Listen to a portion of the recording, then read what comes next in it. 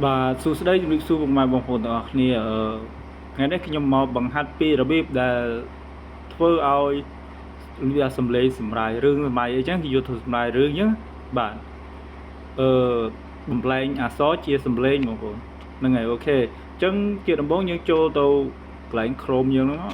ចូល Chrome យើងមកហើយបងប្អូនចូលទៅវាយថាលបនេះ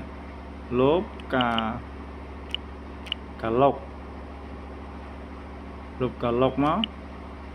បាទហើយ enter តែម្ដងបាទនេះឃើញហ៎លបកាឡុកនេះចែករំលែកបាទអូខេយើងចុចចូលតែម្ដងហើយបងប្អូនឃើញនេះបាទឃើញ MT នេះហើយអញ្ចឹង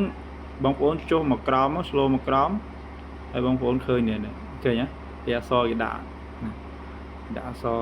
នេះចុងសាងងាងមុងសុកមុខភូមិអីចឹងខេត្តស៊ីសកេតឯណានេះអញ្ចឹងទៅហ្នឹងហើយ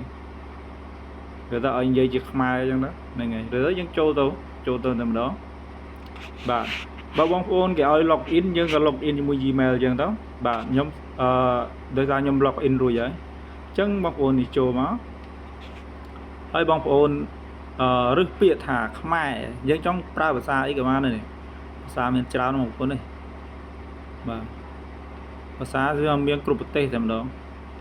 បាទហើយយើងអូមកពាក្យថានេះខ្មែរកម្ពុជានេះខ្មែរកម្ពុជាហើយយើងផាសតែម្ដងផាសសំឡេងដែលយើងផាសអក្សរដែលយើងចង់ឲ្យកោតជាសំឡេងហ្នឹងហើយអូខេអញ្ចឹងយើងចុចតែម្ដងនេះចុចឲ្យវានិយាយតែម្ដងព័ត៌មានទាន់ហេតុការមានគេសេភ្លុកទឹកភ្លុកដីអាសូតណាស់លោកឲ្យព្រោះតែជីវភាពក្រលំបាកបុរសម្នាក់បានសម្រេចចិត្តទៅរើសលះរើសក្រុមក៏ជួបរឿងស្មានមិនដល់បាទ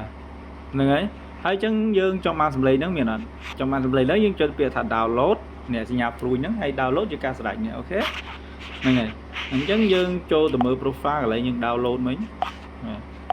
នេះឯកសារយើងហ្នឹងយើងរកពាក្យថា download ហើយយើងនេះសម្លេងដែលយើងមិញហ្នឹងអូខេព័ត៌មានទាន់ហេតុការមានគេសេភ្លុកទឹកភ្លុកដីអាសូតបាទប៉ុណ្្នឹងជាការស្ដាច់បងប្អូនអូខេបាយបាយអ្នកនរគ្នាសង្ឃឹមថាបងប្អូនទាំងអស់គ្នានឹងចេះធ្វើបាទអូខេបាយបាយ